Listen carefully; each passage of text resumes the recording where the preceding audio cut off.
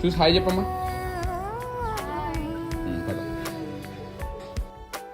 నాకైతే ఇది ఒక చిన్న హార్ట్ వార్మింగ్ మూమెంట్, అది మీతో షేర్ చేసుకుందాం అనుకుంటున్నా. ఇప్పుడు నేనైతే జనరల్గా ఏదైనా ఒక కొత్త ప్లేస్కి తినడానికి వెళ్ళినా ఆర్ ఫుడ్ ఎక్స్ప్లోర్ చేయడానికి వెళ్ళినా ఖచ్చితంగా నేను వీడియో షూట్ చేస్తాను. Or I like taking pictures, ఖచ్చితంగా పిక్చర్స్ తీసుకుంటాను. ఆ రోజు మేము మా ఇంటి దగ్గర కొత్తగా ఒక రెస్టారెంట్ ఓపెన్ చేస్తే బ్రేక్ఫాస్ట్ చేద్దామని చెప్పి వెళ్ళాము.